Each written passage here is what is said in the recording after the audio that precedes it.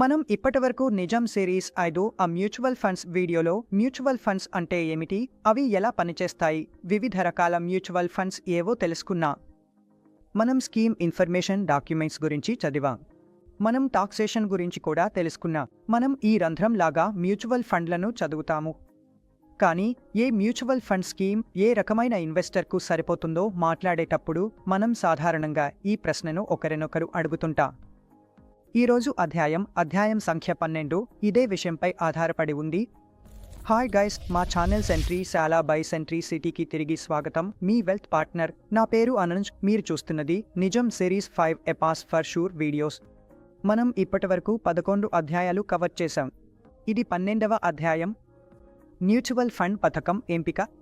ఈరోజు మనం తెలుసుకోబోతున్నాం ఇన్వెస్టర్ల అవసరాలు, అభిరుచులు మరియు రిస్క్ ప్రొఫైల్ ఆధారంగా స్కీమ్ ఎంపిక, మ్యూచువల్ ఫండ్ స్కీమ్స్లో రిస్క్ స్థాయి, మ్యూచువల్ ఫండ్స్ యొక్క ఇన్వెస్ట్మెంట్ స్ట్రాటజీ ఆధారంగా స్కీమ్ ఎంపిక, ఫండ్ పనితీరు, ఫండ్ పోర్ట్ఫోలియో, ఫండ్ వయసు, ఫండ్ పరిమాణం, పోర్ట్ఫోలియో టర్నోవర్, స్కీమ్ ఖర్చులు మరియు వివిధ ఎన్సీల ద్వారా అందించబడే మ్యూచువల్ ఫండ్ స్కీమ్స్ ఎంపిక, అలాగే స్కీమ్ కేటగిరీ లోపల ఎంపిక. మ్యూచువల్ ఫండ్ స్కీమ్స్లో ఆప్షన్స్ ఎంపిక చేయడం మరియు మ్యూచువల్ ఫండ్ స్కీమ్స్ ఎంపిక చేసే సమయంలో చేయాల్సినవి మరియు చేయకూడనివి. అయితే మొదలు పెడదాం. మ్యూచువల్ ఫండ్ స్కీమ్ను ఎలా ఎంపిక చేయాలి? ఏ వయస్సు గలవారైనా, ఏ రకమైన రిస్క్ ఆపెటైట్ ఉన్నవారైనా వారు తమ లక్ష్యాలను సాధించడానికి మరియు పెట్టుబడి పెట్టడానికి మ్యూచువల్ ఫండ్ స్కీమ్ను ఎలా ఎంచుకోవచ్చు?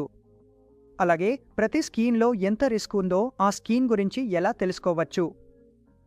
ఈ అధ్యాయంలో మనం ఇది వివరంగా తెలుసుకుందాం.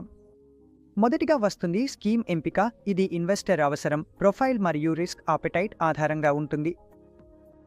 ఒక ఇన్వెస్టర్కు మ్యూచువల్ ఫండ్ స్కీమ్ ఎంపిక అనేది అతను నిజంగా ఏమి కోరుకుంటున్నాడో ఆధారపడి ఉంటుంది.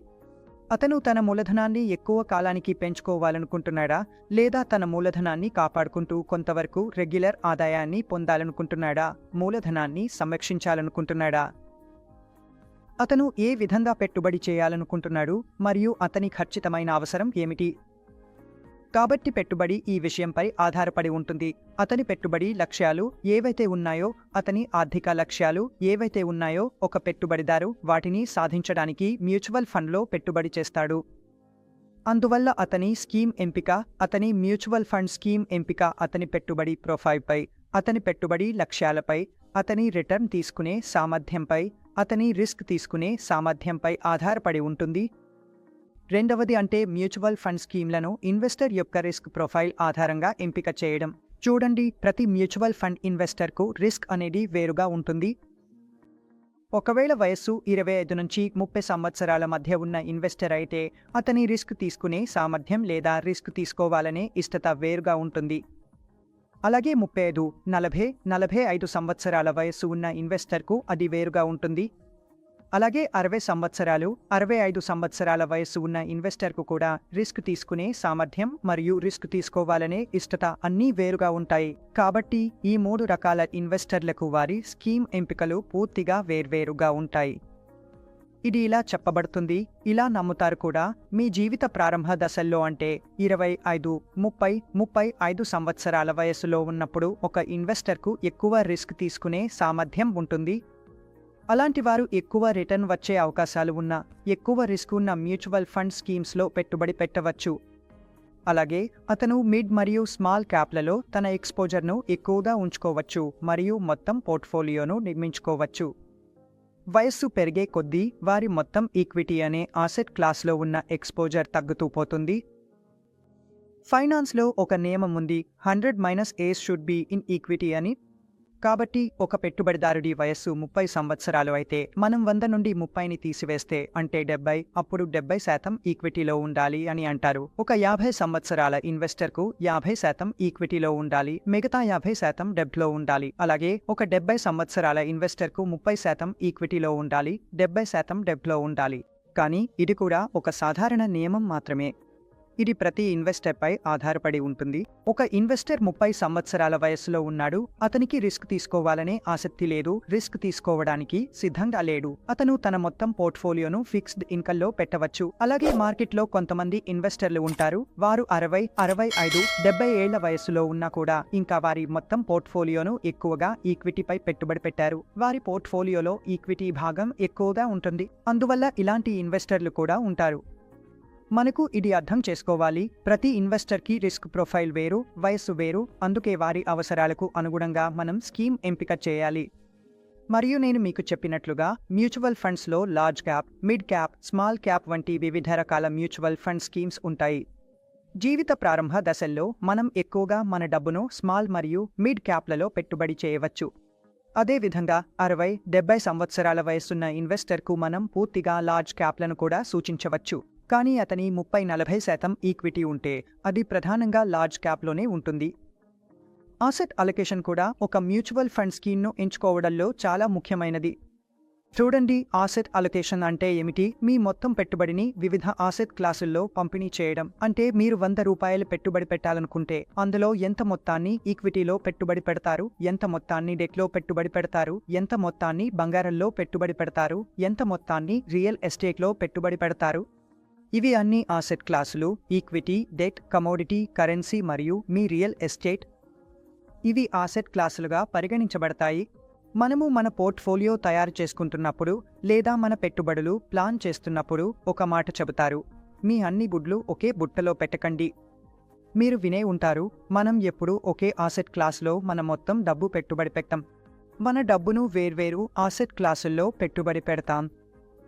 కొంత శాతం మనం ఈక్విటీలో పెడతాం, కొంత శాతం బంగారం కూడా కొనుగోలు చేస్తాం, ఇంకొంత శాతం మనది ఫిక్స్డ్ ఇన్కమ్లో, డెట్లో లేదా బాండ్స్లో పెట్టుబడి అవుతుంది. కొంతమంది రియల్ ఎస్టేట్లో కూడా పెట్టుబడి పెడతారు. ఈ మధ్య కాలంలో చాలామంది రియల్ ఎస్టేట్లోనూ ఇన్వెస్ట్ చేస్తున్నారు. అందువల్ల మనకు వేర్వేరు రకాల ఆసెట్ క్లాసులు ఉన్నాయి. అందుకే ఆసెట్ అలొకేషన్ చాలా అవసరం. ఎందుకంటే మీరు మీ డబ్బును వేర్వేరు రకాల ఆసెట్లలో పెట్టాలి. తద్వారా మీ పోర్ట్ఫోలియో నిర్మించబడుతుంది మరియు మొత్తం పోర్ట్ఫోలియో రిటర్న్స్ బాగా రావచ్చు. అందుకే ఆసెట్ అలొకేషన్ చాలా అవసరం మరియు అదే ప్రకారం మీరు మీ మ్యూచువల్ ఫండ్ స్కీమ్ను ఎంచుకోవచ్చు. ఇక్కడ నేను ఇంకొక ముఖ్యమైన విషయాన్ని చెప్పాలనుకుంటున్నాను. ఒక లాంగ్ టర్మ్ ఇన్వెస్టర్ ఉన్నాడు. అతను ఈక్విటీలో పెట్టుబడి పెట్టవచ్చు. తన ఆసెట్ అలొకేషన్లో చాలా భాగాన్ని ఈక్విటీలో పెట్టవచ్చు. కానీ ఒక షార్ట్ టర్మ్ ఇన్వెస్టర్, అతని ఇన్వెస్ట్మెంట్ హోరైజన్ 2 సంవత్సరాలు, 3 సంవత్సరాలు, 4 సంవత్సరాలే ఉంటే అలాంటి సందర్భంలో తన ఆసెట్లను ఫిక్స్డ్ ఇన్కమ్లో పెట్టవచ్చు, బాండ్లలో పెట్టవచ్చు, డెట్ మ్యూచువల్ ఫండ్స్లో పెట్టవచ్చు. కాబట్టి మీరు మ్యూచువల్ ఫండ్ డిస్ట్రిబ్యూటర్ లేదా మీ అడ్వైజర్ను స్పష్టంగా అడిగి అప్పుడు మాత్రమే ఇన్వెస్ట్ చేయాలి. మీరు ఎవరికైనా అడిగి తెలుసుకున్న తర్వాతే ఇన్వెస్ట్ చేయాలి. నేను మీకు చెప్పినట్లుగా ఇన్వెస్టర్ వయస్సు కూడా చాలా ముఖ్యమైనది లేదా మ్యూచువల్ ఫండ్ స్కీమ్ ఎంపికలో చాలా పెద్ద పాత్ర పోషిస్తుంది. వయస్సే మన రిస్క్ను నిర్ణయిస్తుంది. మీ రిస్క్ ఏమిటి, ఎంతవరకు ఉండొచ్చు? నేను మీకు చెప్పినట్లుగా జీవిత ప్రారంభ దశల్లో మనకు రిస్క్ తీసుకునే సామర్థ్యం ఎక్కువగా ఉంటుంది. మనము రిస్క్ తీసుకోవచ్చు. మనము స్మాల్ క్యాప్, మిడ్ క్యాప్లో ఎక్కువగా ఎక్స్పోజర్ పెట్టుకోవచ్చు. కానీ వయస్సు పెరిగే కొద్దీ మనం లార్జ్ క్యాప్ వైపు షిఫ్ట్ అవుతాం మరియు మన మొత్తం ఈక్విటీ అసెట్ క్లాస్లో ఉన్న ఎక్స్పోజర్ కూడా తగ్గిపోతుంది.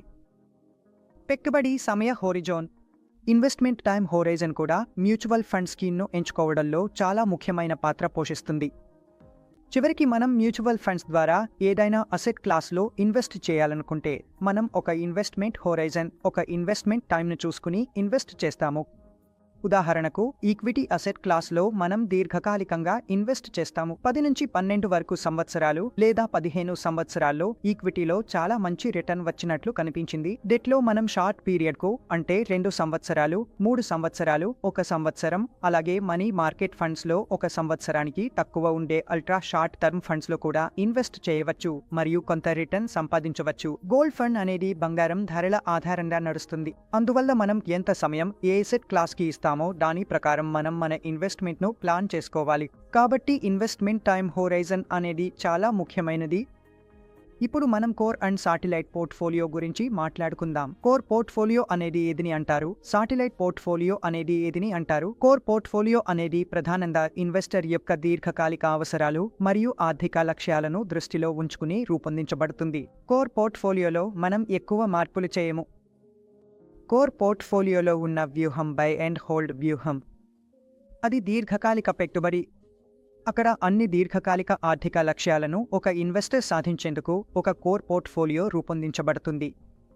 కానీ సాటిలైట్ పోర్ట్ఫోలియో మాత్రం దీనికి పూర్తిగా భిన్నంగా మార్కెట్లోని తాత్కాలిక ఊగిసలాటల ద్వారా డబ్బు సంపాదించేందుకు రూపొందించబడుతుంది. కాబట్టి మీరు ఒక సాధారణ ఇన్వెస్టర్ అయితే మీ కోర్ మరియు సాటిలైట్ పోర్ట్ఫోలియోలో 80% కోర్ పోర్ట్ఫోలియోలో ఉండాలి మరియు 20% సాటిలైట్ పోర్ట్ఫోలియోలో ఉండాలి అని చెప్పబడుతుంది. ఇది మార్కెట్ పరిస్థితులు, వయస్సు మరియు మ్యూచువల్ ఫండ్ ఇన్వెస్టర్ యొక్క రిస్క్ తీసుకునే సామర్థ్యంపై ఆధారపడి ఉంటుంది. కానీ ఇది కూడా ప్రతి ఇన్వెస్టర్కు వేర్వేరుగా ఉంటుంది. ఉదాహరణకు, ప్రారంభ దశల్లో ఉన్నవారు తమ పోర్ట్ఫోలియోలో కోర్ కంటే ఎక్కువ భాగాన్ని సాటిలైట్లో పెట్టవచ్చు. కానీ మీరు సాటిలైట్ కోర్ పోర్ట్ఫోలియోను పూర్తిగా ముందుగా బాగా అర్థం చేసుకోవాలి. నేను చెప్పినట్లుగా కోర్ పోర్ట్ఫోలియో దీర్ఘకాలిక అవసరాలపై ఆధారపడి ఉంటుంది. అందులో మీరు ఎక్కువ మార్పులు చేయలేరు. కానీ మీ సాటిలైట్ పోర్ట్ఫోలియో అనేది మార్కెట్లో వచ్చే తక్కువ కాలిక మార్పుల ద్వారా లాభం పొందడానికి ఉంటుంది. ఉదాహరణకి, కోవిడ్ వచ్చినప్పుడు ఆ తర్వాత అన్ని టెక్నాలజీ స్టాక్స్ పెరిగిపోయాయి. అన్ని టెక్నాలజీ మ్యూచువల్ ఫండ్లు మంచి రిటర్న్ ఇచ్చాయి. ఆ సమయంలో ఎవరికైనా ఆ తక్కువకాలిక వోలాటిలిటీని ఉపయోగించుకోవాలనిపిస్తే ఏ ఇన్వెస్టర్ అయినా వాటిలో ఇన్వెస్ట్ చేయవచ్చు. డిజిటల్ ఫండ్లలో ఇన్వెస్ట్ చేసి మంచి రిటర్న్ సంపాదించవచ్చు. కానీ ఇది చాలా తక్కువ కాలానికి మాత్రమే ఉంటుంది. ఇది స్థిరంగా ఉండదు. కాబట్టి మనం ఇది అర్థం చేసుకోవాలి. కోర్ పోర్ట్ఫోలియో అనేది మళ్లీ దీర్ఘకాలిక ఆలోచన. అలాగే సాటిలైట్ పోర్ట్ఫోలియో మనం మార్కెట్లోని తక్కువకాలిక వోలాటిలిటీ లేదా మూమెంట్ను ఉపయోగించుకోవడానికి అందులో ఇన్వెస్ట్ చేయవచ్చు. ఇప్పుడు మ్యూచువల్ ఫండ్ పథకాలలో రిస్క్ స్థాయిల గురించి మాట్లాడుకుందాం. ఏ మ్యూచువల్ ఫండ్ స్కీమ్లో ఎంత రిస్క్ ఉంటుంది? మన మ్యూచువల్ ఫండ్ చాప్టర్లో మనం వేర్వేరు రకాల మ్యూచువల్ ఫండ్స్ గురించి చదువుతున్నప్పుడు, అలాగే రిస్క్ చాప్టర్లో కూడా మనం చాలా వరకు ఇది చదివాం. ఈ రోజు కూడా మనం దీనిపై ఒక సంక్షిప్త చర్చ చేద్దాం. అంటే ఏ మ్యూచువల్ ఫండ్ స్కీమ్లో రిస్క్ తక్కువగా ఉంటుంది, అలాగే ఏ మ్యూచువల్ ఫండ్ స్కీమ్లో రిస్క్ ఎక్కువగా ఉంటుంది. దీనిలో కొన్ని టేబుల్స్ను నేను మీకు చూపిస్తాను. మీరు ఆ టేబుల్స్ను చూసి ఏ మ్యూచువల్ ఫండ్స్ ఎక్కువ రిస్కీగా ఉన్నాయో మీరు స్వయంగా నిర్ణయించుకోవచ్చు. ఏ మ్యూచువల్ ఫండ్స్ తక్కువ రిస్క్తో ఉంటాయో కూడా తెలుసుకోవచ్చు. మరి అర్థం చేసుకుందాం ఈ మ్యూచువల్ ఫండ్ స్కీమ్లలో రిస్క్ స్థాయి. ఇప్పుడు రిస్క్ మరియు రిటర్న్ గురించి. మ్యూచువల్ ఫండ్ స్కీమ్ల హైరార్కీని చూస్తే లిక్విడ్ ఫండ్స్ను అత్యంత సురక్షితమైన ఫండ్స్గా, అలాగే అత్యల్ప రిస్క్ ఉన్నవిగా పరిగణిస్తారు. అదేవిధంగా ఆ తర్వాత డెట్ ఫండ్స్, తరువాత హైబ్రిడ్ ఫండ్స్, చివరగా ఈక్విటీ ఫండ్స్ వస్తాయి. కాబట్టి మీరు చూస్తున్నట్లుగా లిక్విడ్ ఫండ్స్ నుండి డెట్ ఫండ్స్, హైబ్రిడ్ ఫండ్స్, చివరగా ఈక్విటీ ఫండ్స్కి వెళ్ళినప్పుడు పెట్టుబడి రిస్క్ పెరిగే కొద్దీ సాధ్యమైన రిటర్న్స్ కూడా పెరుగుతాయి. సాధారణంగా చెప్పాలంటే ఎడమ వైపు నుండి కుడి వైపు వెళ్తే రిస్క్ పెరిగే కొద్దీ సాధ్యమైన రిటర్న్ కూడా పెరుగుతుంది. చూడండి, ఫైనాన్స్లో ఒక మాట ఉంది, రిస్క్ ఎక్కువైతే రిటర్న్ కూడా ఎక్కువ, రిస్క్ తక్కువైతే రిటర్న్ కూడా తక్కువ. మీరు పూర్తిగా రిస్క్ లేని ఏదైనా అసెట్ క్లాస్లో డబ్బు పెట్టుబడి చేస్తే మీ రిటర్న్స్ కూడా చాలా తక్కువగా ఉంటాయి. అలాగే రిస్క్ పెరిగే కొద్దీ మీ రిటర్న్ కూడా పెరుగుతుంది. అందుకే ఒక మ్యూచువల్ ఫండ్ ఇన్వెస్టర్ తన స్కీమ్స్ ఎంచుకునే ముందు ప్రతి మ్యూచువల్ ఫండ్ స్కీమ్లో ఎంత రిస్క్ ఉందో తెలుసుకోవడం చాలా అవసరం. అతను ఆ రిస్క్ను అర్థం చేసుకున్నాక దానికి అనుగుణంగా తన అంచనా రిటర్న్స్ను కూడా అర్థం చేసుకోగలడు మరియు తన డబ్బును పెట్టుబడి పెట్టడంలో అతనికి చాలా వరకు సహాయం అవుతుంది. అందువల్ల మనం చూసాం, మొదట లిక్విడ్ ఫండ్స్ ఉంటాయి, ఆ తర్వాత డెట్ ఫండ్స్ వస్తాయి, తర్వాత హైబ్రిడ్ ఫండ్స్ వస్తాయి, చివరికి ఈక్విటీ ఫండ్స్ వస్తాయి. అలా మన రిస్క్ పెరుగుతుండగా రిటర్న్స్ కూడా పెరుగుతుంటాయి. ఇప్పుడు మనం ప్రత్యేకంగా డెట్ ఫండ్స్ గురించి మాట్లాడుకుందాం. అంటే డెట్ ఫండ్స్లో హైరార్కీ ఏమిటి? డెట్ ఫండ్స్లో వివిధ రకాల డెట్ ఫండ్స్ ఉంటాయి. వాటిలో అత్యల్ప రిస్క్ ఉన్నది ఏది? అలాగే డెట్ ఫండ్స్లోనే అత్యధిక రిస్క్ ఉన్నది ఏది? ఏ డెట్ ఫండ్ కొంచెం ఎక్కువ రిస్కీగా ఉంటుంది మరియు ఎక్కువ రిటర్న్ ఇస్తుంది? అది కూడా మనం ఈ టేబుల్ ద్వారా అర్థం చేసుకుందాం. అందుకు ముందు నేను మీకు ఇంకొక విషయం చెప్పాలి. డెట్ ఫండ్ యొక్క రిటర్న్స్ అనేవి క్రెడిట్ రిస్క్ మరియు ఇంటరెస్ట్ రేట్ రిస్క్ మీద ఆధారపడి ఉంటాయి.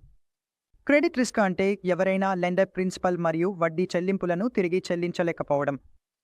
మార్కెట్లో వడ్డీ రేట్లు పెరిగినప్పుడు మన డెట్ ఫండ్లో రిటర్న్ తక్కువగా వస్తుంది. నేను మునుపటి అధ్యాయంలో కూడా మీకు చాలా వరకు వివరించినట్లుగా ఆర్థిక వ్యవస్థలో డెట్ ధరలు మరియు వడ్డీ రేట్ల మధ్య ఒక విరుద్ధ సంబంధం ఉంటుంది. అలాగే డెట్ యొక్క వ్యవధి ఎంత ఎక్కువగా ఉంటే మీ పోర్ట్ఫోలియో అంత ఎక్కువగా సున్నితంగా స్పందిస్తుంది.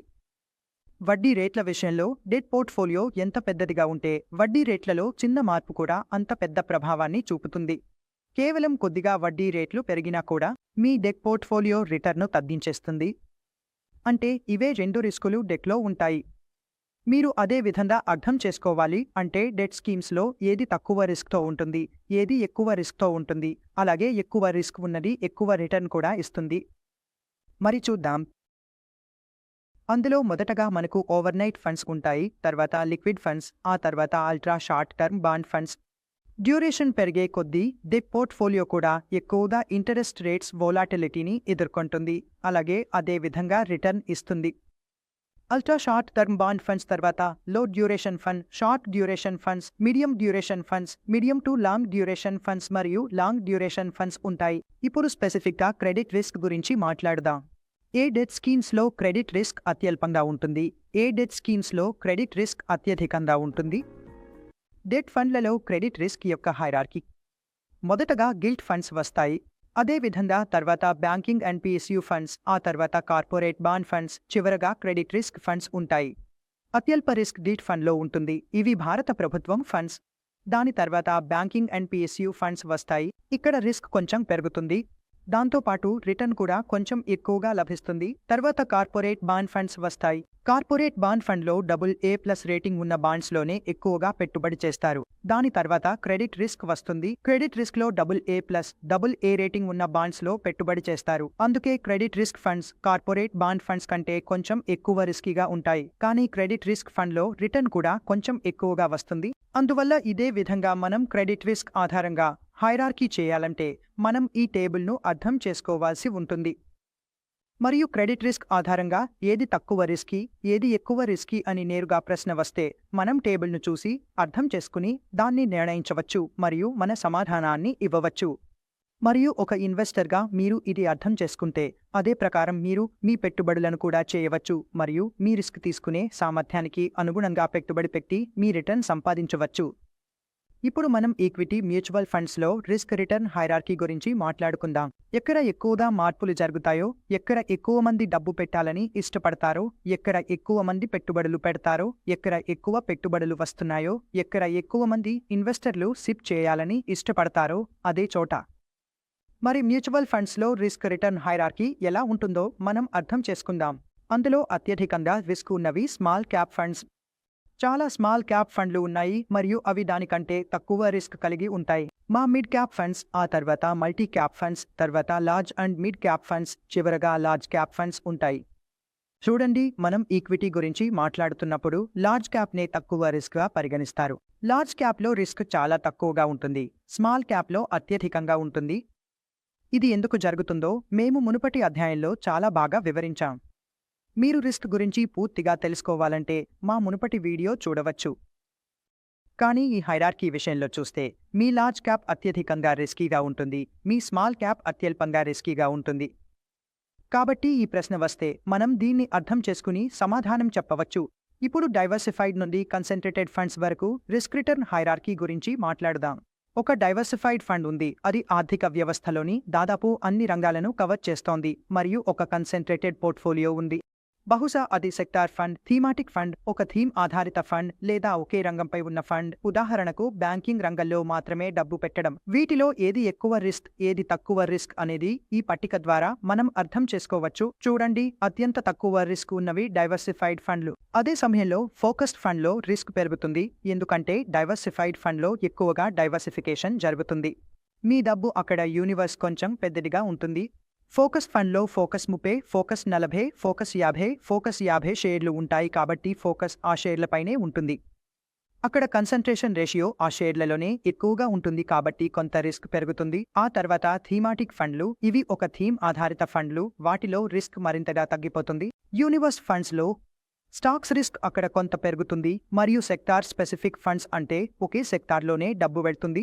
బ్యాంక్లో డబ్బు అంటే 10 నుంచి 12 వరకు స్టాక్స్ ఉంటాయి. బ్యాంక్ నిఫ్టీలో ఎక్కువగా డబ్బు అదే స్టాక్స్లో వెళ్తుంది కాబట్టి ఇక్కడ రిస్క్ పెరుగుతుంది. అందువల్ల మనం తక్కువ రిస్క్ ఎక్కడ ఉందో చూస్తే అది డైవర్సిఫైడ్ ఫండ్స్లో ఉంటుంది. అదే తర్వాత ఫోకస్ ఫండ్స్లో రిస్క్ కొంచెం పెరుగుతుంది. తర్వాత థీమాటిక్ ఫండ్స్లో ఆ తర్వాత సెక్టోరల్ ఫండ్స్ వరుస వస్తాయి. ఇప్పుడు మనం risk return hierarchy of hybrid funds గురించి మాట్లాడుకుందాం. ఇది సెబీ సర్క్యులర్ ప్రకారం మ్యూచువల్ ఫండ్స్ క్యారెక్టరైజేషన్ ఆధారంగా ఉంటుంది. హైబ్రిడ్ స్కీమ్స్లో సెబీ కొన్ని స్కీమ్స్ను చేర్చింది. అవి ఏవో చూద్దాం. అలాగే ఏది తక్కువ రిస్క్తో ఉందో, ఏది ఎక్కువ రిస్క్తో ఉందో కూడా తెలుసుకుందాం. SEBI mutual funds characterisation circular ప్రకారం arbitrage, equity saving schemes, conservative hybrid, dynamic asset allocation, multi asset allocation, balance hybrid fund మరియు అగ్రెసివ్ హైబ్రిడ్ ఫండ్ ఇవన్నీ ఒకే టేబుల్లో చూపించబడతాయి. అదే విధంగా మనం వీటి రిస్క్ను కూడా అర్థం చేసుకుంటాం. చూడండి, మొదటగా ఆర్బిట్రాజ్ ఫండ్. అందులో కూడా మొదటగా ఆర్బిట్రాజ్ ఫండ్లు వస్తాయి. ఇవి చాలా తక్కువ రిస్క్ ఉన్నవిగా ఉంటాయి. అదన్ తర్వాత ఈక్విటీ సేవింగ్ ఫండ్లు, ఆ తర్వాత కన్జర్వేటివ్ హైబ్రిడ్, తర్వాత డైనమిక్ అసెట్ అలొకేషన్ ఫండ్లు, తర్వాత మల్టీ అసెట్ అలొకేషన్ ఫండ్, తర్వాత బ్యాలెన్స్ ఫండ్లు, చివరగా అగ్రెసివ్ హైబ్రిడ్ ఫండ్లు ఉంటాయి. అగ్రెసివ్ హైబ్రిడ్లో పోర్ట్ఫోలియోలో ఈక్విటీలో అత్యధికంగా ఉంటుంది. 2015 తర్వాత సెబీ ఏమి చేసింది తెలుసా? ఒక రిస్కోమీటర్ను తీసుకొచ్చింది. ఏ మ్యూచువల్ ఫండ్లలో లేదా ఏ మ్యూచువల్ ఫండ్ స్కీమ్లో ఎంత రిస్క్ ఉందో దాన్ని మనం రిస్కోమీటర్ ద్వారా అర్థం చేసుకోవచ్చు. ఏ మ్యూచువల్ ఫండ్ స్కీమ్ అయినా దాన్ని రిస్కోమీటర్లో ఉంచాలి. ఇది తప్పనిసరి. సెబీ మ్యూచువల్ ఫండ్లకు ఇది తప్పనిసరిగా చేసింది. మీరు ఏ మ్యూచువల్ ఫండ్ స్కీమ్ను ప్రారంభించినా ఆ స్కీమ్ను రిస్క్ లెవెల్ రిస్కోమీటర్లో ఉంచాలి. దాని రిస్క్ను చూపిస్తారు. తద్వారా ఇన్వెస్టర్ కేవలం దాన్ని చూసేసరికి ఆ స్కీమ్లో ఎంత రిస్క్ ఉందో తెలుసుకోవచ్చు. అదే రిస్కోమీటర్. ఏమిటి? అది ఎలా కనిపిస్తుంది? అందులో ఎలాంటి రిస్క్లు ఉంటాయి? అలాగే రిస్క్కు సంబంధించిన ఏ పారామీటర్లు ఉంటాయి? మరి మనం అర్థం చేసుకుందాం. రిస్కోమీటర్ అంటే ఏమిటో చూద్దాం. చూడండి, రిస్కోమీటర్ ఇలా కనిపిస్తుంది. మోడరేట్ రిస్క్ ఉన్న స్కీమ్ను క్రింది రిస్కోమీటర్ ద్వారా చూపిస్తారు. దీనిలో మోడరేట్ రిస్క్ ఉంటుంది. ఈ విధంగా ఆ రిస్కోమీటర్లో కనిపిస్తుంది. ఆ రిస్కోమీటర్ ఆ స్కీమ్పై ఉండి దానిపై ఏ అంశాలు ఉంటాయో చూద్దాం. ప్రిన్సిపల్ మోడరేట్ రిస్క్ వద్ద ఉంటుంది. సాధారణంగా ప్రిన్సిపల్ మోడరేట్ రిస్క్ మన హైబ్రిడ్ స్కీమ్లలో వస్తుంది. అదేవిధంగా ఇది ఆ రిస్కోమీటర్లో ఆరోడుగా కనిపిస్తుంది. రిస్కోమీటర్లో మొత్తం 6 రకాల రిస్క్ లెవెల్స్ ఉంటాయి. మొదట నో రిస్క్, తర్వాతలో టు మోడరేట్ రిస్క్, ఆ తర్వాత moderate risk, moderately high risk, చివరగా వెరీ హై రిస్క్. అందువల్ల డెట్లో ఉన్న మ్యూచువల్ ఫండ్స్ లిక్విడ్ మ్యూచువల్ ఫండ్ల నుంచి ప్రారంభమై ఇది స్మాల్ క్యాప్స్ వరకు వెళ్తుంది. అదేవిధంగా స్కీమ్ను ఇక్కడ ఉంచుతారు మరియు మీ ప్రిన్సిపల్ ఎంత రిస్క్లో ఉందో తెలియజేస్తారు. వెరీ హై రిస్క్లో మీ రిస్కోమీటర్ చూపిస్తే అంటే మీ ప్రిన్సిపల్ చాలా ఎక్కువ రిస్క్లో ఉంది. ఇది సాధారణంగా స్మాల్ క్యాప్ విషయంలో జరుగుతుంది. అందులో మీ క్యాపిటల్ నష్టాలు వచ్చే అవకాశాలు కూడా చాలా ఎక్కువగా ఉంటాయని మీకు తెలుస్తుంది. అదేవిధంగా అదినో వైపు వెళ్తే మీ క్యాపిటల్ నష్టాలు వచ్చే అవకాశాలు అంతకంతకు తగ్గిపోతాయి. మీ ప్రిన్సిపల్ కూడా అదే విధంగా తక్కువ రిస్క్లోకి వస్తుంది. అంటే మీ ప్రిన్సిపల్ తక్కువ రిస్క్లో ఉంటుంది. కాబట్టి ఒక విధంగా మీరు చూసి ఇది ఎంత వోలటైల్గా ఉందో, ఎంత రిస్కీగా ఉందో తెలుసుకోవచ్చు. అదేవిధంగా మీరు మీ ఎక్స్పెక్టెడ్ రిటర్న్ను అర్థం చేసుకుని ఆ స్కీమ్లో ఇన్వెస్ట్మెంట్ చేయగలుగుతారు. ఇప్పుడు మనం మ్యూచువల్ ఫండ్ స్కీమ్ యొక్క ఇన్వెస్ట్మెంట్ స్ట్రాటజీ ఆధారంగా స్కీమ్ సెలెక్షన్ గురించి మాట్లాడుకుందాం. ఒక స్కీమ్ను ఎంపిక చేయడం అంటే ఆ మ్యూచువల్ ఫండ్ స్కీమ్ యొక్క ఇన్వెస్ట్మెంట్ స్ట్రాటజీని చూసి ఆ ప్రత్యేక మ్యూచువల్ ఫండ్ స్కీమ్ ఎక్కడ ఇన్వెస్ట్మెంట్ చేస్తోంది, ఏ అసెట్ క్లాస్లో ఇన్వెస్ట్మెంట్ జరుగుతోంది అనేది తెలుసుకోవడం. ఒక ప్రత్యేక ఇన్వెస్ట్మెంట్ స్కీమ్, ఉదాహరణకు డిజిటల్ ఇండియా లేదా డిజిటల్ ఇండియా థీమ్ ఉన్నదిగా లేదా మన ఐటీ స్కీమ్లలో ఇన్వెస్ట్ చేస్తే అయితే మీ ఇన్వెస్ట్మెంట్ ఆబ్జెక్టివ్ కూడా ఆ స్కీమ్తో సరిపోతే మీరు అందులో ఇన్వెస్ట్ చేసి రిటర్న్స్ పొందవచ్చు. ఉదాహరణకి ఒక బ్యాంకింగ్ థీమ్ ఉంటే అక్కడ కూడా ఇన్వెస్ట్ చేయవచ్చు. ఒక డైవర్సిఫైడ్ పోర్ట్ఫోలియో థీమ్ ఉంటే అక్కడ ఇన్వెస్ట్మెంట్ స్ట్రాటజీ డైవర్సిఫైడ్ ఈక్విటీలో ఉంటుంది. అంటే మీ మొత్తం డబ్బు వివిధ రంగాల్లో ఆర్థిక వ్యవస్థలోని విభిన్న సెక్టర్లలో పెట్టుబడి అవుతుంది. అందువల్ల అదే విధంగా మీరు మీ ఇన్వెస్ట్మెంట్ను అక్కడ కూడా పెట్టవచ్చు. Active funds versus money funds. ఒక మ్యూచువల్ ఫండ్ ఇన్వెస్టర్కు ఫండ్ మేనేజర్ స్టాక్ సెలెక్షన్లో వచ్చే రిస్క్ తీసుకోవాలనిపించకపోతే అతను ప్యాసివ్ ఫండ్స్ను ఎంచుకుంటాడు. ప్యాసివ్ ఫండ్స్లో కేవలం ఒక ఇండెక్స్ను మాత్రమే అనుకరిస్తారు. ఫండ్ మేనేజర్ తన ఇష్టానుసారం అందులో స్టాక్ సెలెక్షన్ చేయడు. ఇండెక్స్లో ఉన్న దాన్ని బట్టి ఇండెక్స్లో ఏ స్టాక్కు ఎంత పోర్ట్ఫోలియో వెయిట్ ఉందో అదే విధంగా తన ఫండ్లో తన మ్యూచువల్ ఫండ్ స్కీమ్లో పోర్ట్ఫోలియోను నిర్మిస్తాడు మరియు దానికి తగిన రిటర్న్ ఇస్తాడు. కాబట్టి ఒక మ్యూచువల్ ఫండ్ ఇన్వెస్టర్ కేవలం ప్యాసివ్గా ఇన్వెస్ట్ చేయాలనుకుంటే అతను ప్యాసివ్ ఫండ్స్లో పెట్టుబడి పెట్టవచ్చు. అలాగే ఒక మ్యూచువల్ ఫండ్ ఇన్వెస్టర్ మార్కెట్ కంటే ఎక్కువ రిటర్న్ ఆశిస్తే లేదా ఒక మ్యూచువల్ ఫండ్ స్కీమ్లో ఎక్కువ రిటర్న్ వస్తుందని అనుకుంటే అతను యాక్టివ్గా మేనేజ్ చేసే ఫండ్స్లో పెట్టుబడి పెట్టవచ్చు. ఎందుకంటే యాక్టివ్గా మేనేజ్ చేసే ఫండ్స్లో సాధారణంగా ఇలా భావిస్తారు. అలాగే ఒక ఇన్వెస్టర్ కూడా నమ్మవచ్చు, ఆశించవచ్చు. ఫండ్ మేనేజర్ తన నైపుణ్యాలతో, బలమైన స్టాక్ ఎంపిక సామర్థ్యంతో, తన పరిశోధనతో మార్కెట్ కంటే ఎక్కువ రిటర్న్ సంపాదించి ఇస్తాడని. అందుకే మీరు యాక్టివ్గా మేనేజ్ చేసే ఫండ్స్లోనూ ప్యాసివ్గా మేనేజ్ చేసే ఫండ్స్లోనూ ఇన్వెస్ట్ చేయవచ్చు. ఈ రెండు విషయాలను అర్థం చేసుకున్న తర్వాత మీరు ఎక్కడ ఇన్వెస్ట్ చేయాలో నిర్ణయించుకోవడం సులభమవుతుంది. స్కీమ్ ఎంపిక అంటే లార్జ్ క్యాప్, మిడ్ క్యాప్ మరియు స్మాల్ క్యాప్ గురించి తెలుసుకోవడం. ఈ అధ్యాయంలో మనం చూసినట్లుగా మీరు జీవితంలో ప్రారంభ దశల్లో ఉన్నప్పుడు మీ ఎక్స్పోజర్ స్మాల్ క్యాప్, మిడ్ క్యాప్లో ఎక్కువగా ఉండవచ్చు మరియు మీరు ఎక్కువ రిటర్న్స్ ఆశించవచ్చు. అదేవిధంగా మీ పోర్ట్ఫోలియోలో ఎక్కువ వోలాటిలిటీ అవసరం లేకపోతే మీరు లార్జ్ క్యాప్లో ఎక్కువగా పెట్టుబడి పెట్టవచ్చు లేదా మిక్స్డ్ పోర్ట్ఫోలియో కూడా రూపొందించవచ్చు. ఉదాహరణకు లార్జ్ మరియు మిడ్ క్యాప్లను కలిపి 70% లార్జ్ క్యాప్, 30% మిడ్ క్యాప్గా పెట్టవచ్చు. ఈ విధమైన ఫండ్స్ కూడా మార్కెట్లో ఉన్నాయి. కాబట్టి మీరు మీ అవసరానికి అనుగుణంగా లార్జ్ క్యాప్లో పెట్టుబడి పెట్టాలా, మిడ్ క్యాప్లోనా లేదా స్మాల్ క్యాప్లోనా అనేది మీరు నిర్ణయించుకోవాలి. Large cap, mid cap, small cap అంటే ఏమిటి అనేది మనం చక్కగా 2వ అధ్యాయంలో అంటే డిఫరెంట్ టైప్స్ ఆఫ్ మ్యూచువల్ ఫండ్స్లో చూసాం. దీనికి తర్వాత వస్తుంది గ్రోత్ మరియు వాల్యూ ఇన్వెస్ట్మెంట్. ఇవి కూడా చాలా స్పష్టంగా 10వ మరియు 11వ అధ్యాయాల్లో నిర్వచించబడ్డాయి. వాల్యూ ఫండ్స్ అంటే ఏవి, గ్రోత్ ఫండ్స్ అంటే ఏవి మనము త్వరగా మళ్ళీ ఒకసారి చూద్దాం. గ్రోత్ ఫండ్లో ఆ కంపెనీలు వస్తాయి. వీటి ఫండమెంటల్స్ చాలా బలంగా ఉంటాయి. వీటి పి చాలా ఎక్కువగా ఉంటుంది. ఈపీఎస్ కూడా ఎక్కువగా ఉంటుంది. అలాగే వాటి పెరుగుదల అవకాశాలు తమ కాలానికి అత్యధికంగా ఉంటాయి. కాబట్టి గ్రోత్ స్టాక్స్ అంటే అక్కడే డబ్బు పెట్టడం. గ్రోత్ స్టాక్స్ అనేవి ఇవి ఆర్థిక వ్యవస్థ పెరుగుదల కంటే కూడా ఎక్కువ రిటర్న్స్ ఇస్తాయి. అందువల్ల గ్రోత్ ఫండ్స్ ఆర్థిక వ్యవస్థ ఎంత పెరుగుతుందో దానికంటే ఎక్కువ రిటర్న్ ఇస్తాయి. అదేవిధంగా మీరు గ్రోత్ ఫండ్స్లో డబ్బు పెట్టవచ్చు. అదేవిధంగా మీరు వాల్యూ ఫండ్స్లో కూడా డబ్బు పెట్టవచ్చు. సాధారణంగా వాల్యూ ఫండ్స్ అంటే ఏమిటి? మంచి కంపెనీ, ఫండమెంటల్గా, ఫైనాన్షియల్గా బలమైన కంపెనీ, కానీ ఏదో కారణంగా మార్కెట్ వారి నిజమైన విలువను గుర్తించలేదు. కాబట్టి ఇవి దీర్ఘకాలిక పెట్టుబడిదారులకు లాంగ్ టర్మ్ బెట్లు. సాధారణంగా ఎంత పెద్ద పెట్టుబడిదారులైనా వారు వాల్యూ ఇన్వెస్టర్లు. వాల్యూ ఇన్వెస్ట్మెంట్లో మీరు కొనుగోలు చేసే స్టాక్ కొంతవరకు అండర్వాల్యూడ్గా ఉంటుంది. మీరు అండర్వాల్యూడ్ స్టాక్ను కొనుగోలు చేయవచ్చు మరియు మార్కెట్ ఆ స్టాక్ యొక్క నిజమైన విలువను గుర్తించే వరకు మీరు వేచి ఉండాలి.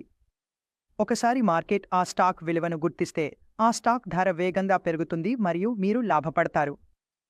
కాబట్టి దీర్ఘకాలంలో ఈ స్ట్రాటజీ చాలా బాగా పనిచేస్తుంది. ఇంటర్నేషనల్ ఈక్విటీ ఫండ్స్లో కూడా మీరు పెట్టుబడి పెట్టవచ్చు. ఇంటర్నేషనల్ ఈక్విటీ ఫండ్స్ ఎంపిక చేసే సమయంలో మీ ఎంపిక ప్రమాణం ఏమిటంటే ఈ ఫండ్స్ ద్వారా మీకు అంతర్జాతీయ ఈక్విటీ మార్కెట్లో ఎక్స్పోజర్ లభిస్తుంది. అలాగే మీరు రూపాయి మారకం రేటు మార్పుల ప్రభావాన్ని కూడా అనుభవిస్తారు. అంటే రూపాయి విలువ మార్పు కూడా మీ రిటర్న్స్ను ప్రభావితం చేస్తుంది. రిస్క్ గురించి మనం ఇదివరకే చదివాం. కాబట్టి ఒక ఇన్వెస్టర్ తన పోర్ట్ఫోలియోను కొంత డైవర్సిఫై చేయడానికి ఇంటర్నేషనల్ ఈక్విటీ ఫండ్స్లో పెట్టుబడి పెడతాడు. ఏదైనా ఆర్థిక వ్యవస్థలో రిటర్న్స్ ఎక్కువగా వచ్చే అవకాశాలు ఉంటే అక్కడే ఎక్కువగా డబ్బు పెట్టుబడి పెట్టవచ్చు. తన రిస్క్ను తగ్గించుకోవడానికి ఇంటర్నేషనల్ ఈక్విటీలో పెట్టుబడి పెట్టడం ద్వారా కొంత డైవర్సిఫికేషన్ చేయవచ్చు. అలాగే మనం చూసినట్లుగా ఇది మీ శాటిలైట్ పోర్ట్ఫోలియోలో భాగంగా కూడా ఉండొచ్చు. అందులో కొంత రిస్క్ ఎక్కువగా ఉంటుంది, కానీ అదే విధంగా మీరు మీ పోర్ట్ఫోలియోను నిర్మించుకోవచ్చు. మీరు ఇంటర్నేషనల్ ఈక్విటీల్లో పెట్టుబడి పెట్టాలనుకుంటే స్కీమ్ సెలెక్షన్ చేసే ముందు ఈ విషయాలను మీరు గమనించాలి. ఇప్పుడు మ్యూచువల్ ఫండ్ స్కీమ్ల ఎంపిక గురించి అంటే ఏఎన్సీ అందించే స్కీమ్ల ఎంపిక గురించి మాట్లాడుకుందాం. ఏఎన్సీ అందించిన స్కీమ్లలో నుంచి మనం ఎలా ఎంపిక చేసుకోవచ్చు అనేది ఇప్పుడు చూద్దాం. మనకు ఏ మ్యూచువల్ ఫండ్ స్కీమ్ను ఎంపిక చేయాలో తెలుసుకోవాలి. మొదట ఎంపిక సరిపోలిక వస్తుంది. మ్యూచువల్ ఫండ్స్ పనితీరు మరియు పెట్టుబడి లక్ష్యం. మొదటగా వస్తుంది ఫండ్స్ పోర్ట్ఫోలియోను పెట్టుబడి లక్ష్యంతో సరిపోల్చడం. అంటే ఆ మ్యూచువల్ ఫండ్ ఆ నిర్దిష్ట లక్ష్యానికి అనుగుణంగా ఉందా అని చూడడం. మ్యూచువల్ ఫండ్ స్కీమ్ యొక్క పెట్టుబడి లక్ష్యం ఏమిటో చూడాలి. పోర్ట్ఫోలియో కూడా అదే విధంగా నిర్మించబడిందా లేదా అని పరిశీలించాలి. చాలా ఏఎన్సీలు తమ పోర్ట్ఫోలియోను నెలవారీ ఆధారంగా ఇన్వెస్టర్లకు, డిస్ట్రిబ్యూటర్లకు విక్రయిస్తాయి మరియు ఇన్వెస్టర్లు, డిస్ట్రిబ్యూటర్లు పోర్ట్ఫోలియోను చూసి దీనిని అంచనా వేయగలరు. వారి పోర్ట్ఫోలియో పెట్టుబడి లక్ష్యానికి అనుగుణంగా ఉందా లేదా అనేది తెలుసుకోవచ్చు.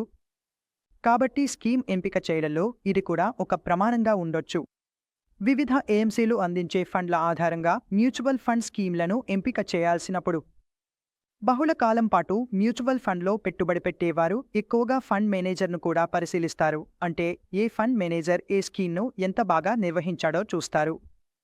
దీర్ఘకాలిక డేటా ఏమిటి? దీర్ఘకాలంలో మ్యూచువల్ ఫండ్లు రిటర్న్లు సృష్టించాయి, మార్కెట్ను ఓడించాయి మరియు నిరంతరం మార్కెట్ను ఓడించాయి. కాబట్టి ఫండ్ మేనేజర్ను కూడా సాధారణంగా పరిశీలిస్తారు. స్కీమ్లను ఎంచుకునే విషయంలో ఫండ్ల పనితీరు కూడా చాలా పెద్ద విషయం. చాలామంది ఇన్వెస్టర్లు కేవలం ఫండ్ల పనితీరును మాత్రమే చూసి స్కీమ్ను ఎంచుకుంటారు. ఇది అసలు సలహా ఇవ్వదగినది కాదు. కానీ మళ్ళీ ఇదే విషయం. మ్యూచువల్ ఫండ్ స్కీమ్ల ఎంపికలో ఇది కూడా చాలా ముఖ్యమైన పాత్ర పోషిస్తుంది. మీరు మ్యూచువల్ ఫండ్ స్కీమ్ల పనితీరును చూడవచ్చు. సెబీ కూడా మ్యూచువల్ ఫండ్ స్కీమ్ల పనితీరును ఎలా చూపించాలో చెప్పింది. ఆ ఆధారంగా మీరు ఫండ్ను ఎంచుకోవచ్చు. ఫండ్స్ పోర్ట్ఫోలియోను ఏదైనా మ్యూచువల్ ఫండ్ స్కీమ్ను ఎంచుకునే ముందు తప్పనిసరిగా మూల్యాంకనం చేయాలి. ఫండ్ పోర్ట్ఫోలియో ఎలా ఉంటుంది? విభిన్న రంగాల్లో ఆర్థిక వ్యవస్థలో డైవర్సిఫైడ్గా పెట్టుబడి పెట్టారా లేదా పెట్టలేదా అన్నది చూడాలి. డైవర్సిఫైడ్ మ్యూచువల్ ఫండ్ అయితే ఎంతవరకు డైవర్సిఫికేషన్ చేశారు, అందులో ఉన్న రిస్క్ ఏమిటి? కాబట్టి ఇవన్నీ విషయాలు ఒక ఇన్వెస్టర్ ఫండ్ పోర్ట్ఫోలియో విషయంలో చూడవచ్చు. డెట్ ఫండ్స్ విషయంలో అయితే అవరేజ్ మ్యాచ్యూరిటీ, మోడిఫైడ్ డ్యూరేషన్, వాయిటీఎం వంటి అంశాలను కూడా పరిశీలించాలి. ఈ అన్ని విషయాలు అలాగే డ్యూరేషన్ వంటి అంశాలు కూడా చూసి వాటిని పరిగణనలోకి తీసుకుని ఎలా ఇన్వెస్ట్ చేయాలో నిర్ణయించుకోవచ్చు. ఫండ్కు ఒక లాంగ్ ఏజ్ ఉంటే ఆ ఫండ్ యొక్క చరిత్రను కూడా మనం పరిశీలించవచ్చు. అతని పనితీరును మనం అంచనా వేయవచ్చు. ఫండ్ మేనేజర్ పనితీరును కూడా అంచనా వేయవచ్చు. అందువల్ల ఈ విధంగా కూడా మ్యూచువల్ ఫండ్ స్కీమ్ను ఎంచుకోవడానికి ఒక ప్రమాణం, క్రైటీరియా ఏర్పడుతుంది. ఒక కొత్త ఫండ్ను దాని పోర్ట్ఫోలియో మేనేజర్ పనితీరు తక్కువగా ఉంటే ఖచ్చితంగా నివారించవచ్చు. పోర్ట్ఫోలియో టర్నోవర్ లేదా పోర్ట్ఫోలియో టర్నోవర్ రేషియో అంటే సెక్యూరిటీల కొనుగోలు మరియు అమ్మకాల సమయంలో మనం బ్రోకరేజ్ చెల్లించాల్సి వస్తుంది. ఎంత ఎక్కువగా కొనుగోలు లేదా అమ్మకాలు జరిగితే ఆ స్కీమ్ యొక్క ఖర్చు నిష్పత్తి కూడా అంతగా పెరుగుతుంది. కాబట్టి ఇది చెప్పబడుతుంది, ఒక స్కీమ్ యొక్క పోర్ట్ఫోలియో టర్నోవర్ నిష్పత్తి ఎక్కువగా ఉండకూడదు. లేదా మీరు 2 స్కీమ్లను చూస్తున్నప్పుడు ఒక స్కీమ్ యొక్క పోర్ట్ఫోలియో టర్నోవర్ రేషియో ఎక్కువగా ఉంటే ఆ స్కీమ్ను నివారించాలి, తక్కువగా ఉన్నదాన్ని ఎంచుకోవాలి. కానీ మళ్ళీ మేము ఆ స్కీమ్ను వేర్వేరు అంశాలు మరియు వేర్వేరు పారామితుల ఆధారంగా కూడా పరిశీలిస్తాము. కానీ పోర్ట్ఫోలియో టర్నోవర్ రేషియో విషయంలో మాత్రమే మాట్లాడితే మేము చెప్పగలిగేది ఏమిటంటే పోర్ట్ఫోలియో టర్నోవర్ రేషియో ఎక్కువగా ఉంటే అది మంచిది కాదు. కాబట్టి ఫ్రెండ్స్, ఇది సిరీస్ 5 మ్యూచువల్ ఫండ్ డిస్ట్రిబ్యూషన్ ఎగ్జామ్లోని చాప్టర్ నంబర్ 12 నుండి మొత్తం విషయమై చర్చించా. ఇది మ్యూచువల్ ఫండ్స్ అండ్ 5లోని చివరి అధ్యాయం. అందువల్ల ఈ రోజుతో మన మ్యూచువల్ ఫండ్స్ మరియు ఎస్ఎంఎఫ్ఐకి సంబంధించిన అన్ని అధ్యాయాలు పూర్తయ్యాయి. ఈ వీడియోలను చూసినట్లయితే మీరు మీ మ్యూచువల్ ఫండ్ ఎగ్జామ్ను క్లియర్ చేయగలరు. ఇంకా మిగతా మా వీడియోలను చూడాలంటే మా ప్లేలిస్ట్కి వెళ్ళవచ్చు. పూర్తి ఎన్ఎస్ఎంకి సంబంధించిన మిగతా వీడియోలను కూడా మీరు చూడవచ్చు. అలాగే నేను ఈరోజు చెప్పిన కొన్ని ముఖ్యమైన కాన్సెప్ట్లు, కొన్ని పాయింట్లు ఇతర విభిన్న అధ్యాయాల్లో కూడా చూడవచ్చు అని చెప్పాను. అవి మీరు తప్పకుండా చూడండి. మీరు మీ అధ్యాయాన్ని స్పష్టంగా అర్థం చేసుకోలేరు. మరియు చాలా ధన్యవాదాలు అందరికీ. మీరు ఈ వీడియోను పూర్తిగా చూసినందుకు. నేను ఆశిస్తున్నాను మా వీడియోలు మీకు చాలా బాగా నచ్చుతాయని, అలాగే మీకు ఎంతో ఉపయోగకరంగా ఉంటాయని. ఇప్పుడు మన తదుపరి టాపిక్ పోర్ట్ఫోలియో మేనేజ్మెంట్ సర్వీసెస్ మీద ఉంటుంది. దాని వీడియోలను కూడా మేము త్వరలో అప్లోడ్ చేయబోతున్నాం. కానీ మీరు సిరీస్ పరీక్ష రాయాలనుకుంటే దయచేసి ఈ వీడియోలను చూడండి. నేను మీకు హామీ ఇస్తున్నాను, కేవలం ఈ వీడియోలను చూసినప్పటికీ మీరు పరీక్షను క్లియర్ చేయగలరు, అలాగే మీ మ్యూచువల్ ఫండ్ డిస్ట్రిబ్యూషన్ బిజినెస్ను ప్రారంభించగలరు. అయితే ఇప్పుడు నంబర్ 12లోని కొన్ని ప్రశ్నలను చూద్దాం. ప్రశ్న నంబర్ 1, క్రెడిట్ రిస్క్ పరంగా ఈ క్రింది స్కీమ్ కేటగిరీలలో ఏది అత్యల్ప రిస్క్గా పరిగణించబడుతుంది? Credit risk fund, corporate bond fund, dynamic bond fund లేదా డెబ్ ఫండ్. వాటిలో అత్యల్ప క్రెడిట్ రిస్క్ ఏదిలో ఉంటుంది? అందువల్ల అత్యల్ప రిస్క్ డెబ్ ఫండ్లో ఉంటుంది. క్రెడిట్ రిస్క్ నిర్వచనాన్ని నేను మీకు చెప్పాను. క్రెడిట్ రిస్క్ అంటే బోరోవర్స్ వడ్డీ మరియు ప్రిన్సిపల్ చెల్లింపులను తిరిగి చెల్లించలేని సామర్థ్యం. అంటే బోరోవర్ ఏదైనా చెల్లింపులో డిఫాల్ట్ అయితే క్రెడిట్ రిస్క్ వస్తుంది. ఇప్పుడు మనం ఇచ్చిన ఆప్షన్లను చూస్తే మన దగ్గర గిల్ట్ ఫండ్స్ ఉన్నాయి. గిల్ట్ అంటే ఇండియా ప్రభుత్వం. డబ్బు వెళ్తుంది అంటే ఇండియా ప్రభుత్వానికి. ఇది అర్థం చేసుకోవాలి, ప్రభుత్వం తన డెట్ ఆబ్లిగేషన్లపై డిఫాల్ట్ చేయదని భావిస్తారు. అందుకే నేను దానికి సమాధానం ఇచ్చాను. గెయిడ్ ఫండ్స్. ప్రశ్న నంబర్ 2. ఒక ఇన్వెస్టర్ మ్యూచువల్ ఫండ్ స్కీమ్లో ఉన్న రిస్క్ స్థాయిని త్వరగా తెలుసుకోవడానికి ఏమి చేయాలి? సెబీ సజెస్ట్ చేసినది simplified framework, riskometer, risk factors, fact sheet లేదా ఇన్వెస్టర్ రిస్క్ ప్రొఫైల్. ఇవాటిలో ఏది ఒక ఇన్వెస్టర్ చూసి చాలా త్వరగా ఒక మ్యూచువల్ ఫండ్ స్కీమ్లో ఎంత రిస్క్ ఉందో తెలుసుకోగలడు? సెబీ ఏమి సూచించింది? సమాధానం ఏ, రిస్క్ ఓమీటర్. ఇప్పుడు 3వ ప్రశ్న గురించి మాట్లాడుకుందాం. పేస్ ఫండ్స్ సేఫ్ అని అంటారు ఎందుకంటే ఈ ఫండ్స్ మార్కెట్ పడిపోయినప్పుడు కూడా వాటి ఎనీవి తగ్గదని అంటారు. నిజమా అబద్ధమా? ప్రశ్న ఏమంటోంది అంటే పేస్ ఫండ్స్ సేఫ్ అని, వాటి ఎనీవి ఎప్పుడూ తగ్గదని అంటోంది. మార్కెట్ పడిపోయినప్పుడు చూడండి, ఇది నిజం కాదు. పేస్ ఫండ్స్లో ప్రధానంగా ఇండెక్స్ ఫండ్లోనే డబ్బు పెట్టబడుతుంది. ఇండెక్స్ పడిపోతే పేస్ ఫండ్స్ కూడా పడిపోతాయి, వాటి ఎనీవి కూడా తగ్గిపోతుంది.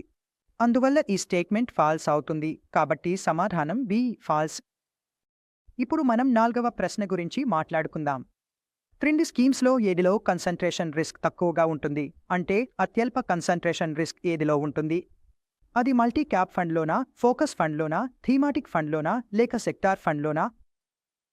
చూడండి, ముందుగా కన్సంట్రేషన్ విషయానికి వస్తే మనం వీడియోలో చాలా స్పష్టంగా చూసాం. మల్టీ క్యాప్ ఫండ్స్లో కన్సంట్రేషన్ రిస్క్ చాలా తక్కువగా ఉంటుంది, ఎందుకంటే అవి వివిధ క్యాప్స్లో మొత్తం యూనివర్స్లో డబ్బు పెట్టుబడి చేస్తాయి. కానీ ఫోకస్ ఫండ్లో మాత్రం కొంత ఫోకస్ ఉంటుంది. 30, 40, 50 స్టాక్స్పై ఫోకస్ ఉండొచ్చు. థీమాటిక్ ఫండ్స్లో ఒకే థీమ్పై ఫోకస్ ఉంటుంది మరియు సెక్టార్ ఫండ్స్లో కూడా కన్సంట్రేషన్ రేషియో ఎక్కువగా ఉంటుంది, ఎందుకంటే డబ్బు ఒకే సెక్టార్లో పెట్టుబడి అవుతుంది. కాబట్టి సమాధానం ఆ మల్టీ క్యాప్ ఫండ్. 4వదానికి సమాధానం ఆ మల్టీ క్యాప్ ఫండ్. ప్రశ్న నంబర్ 5. పాష్ మరియు క్లోజ్డ్ ఎండెడ్ డెట్ ఫండ్స్. మనమింకా ఇప్పటివరకు నేర్చుకున్నట్లయితే ఫిక్స్డ్ మెచ్యూరిటీ ప్లాన్స్ అంటే ఎఫ్ఎంపీలు, ఇవే క్లోజ్డ్ ఎండెడ్ డెట్ ఫండ్స్లోకి వస్తాయి. మిగతా ఫండ్స్ అన్నీ ఓపెన్ ఎండెడ్. కాబట్టి సమాధానం ఆ ఫిక్స్డ్ మెచ్యూరిటీ ప్లాన్స్. అంతే చాప్టర్ 12వ నుండి. ఇప్పుడు మనం ప్రశ్నలన్నీ కూడా పూర్తి చేసేశాం. మీకు ఏదైనా టాపిక్కి సంబంధించి లేదా NSM 5కి సంబంధించి ఏదైనా సందేహం ఉంటే దయచేసి మాకు చెప్పండి. మీరు మాకు కామెంట్ సెక్షన్లో కామెంట్ చేసి చెప్పండి. మీ ప్రశ్నలు, సూచనలు, ఫీడ్బ్యాక్ అన్నింటికీ సమాధానం చెప్పడానికి మేము చాలా సంతోషంగా ఉంటాం. దయచేసి మా ఛానల్ను సబ్స్క్రైబ్ చేయండి, మా వీడియోను లైక్ చేసి షేర్ చేయండి. మీరు ఇస్తున్న మద్దతుకు చాలా ధన్యవాదాలు. అందరికీ ధన్యవాదాలు.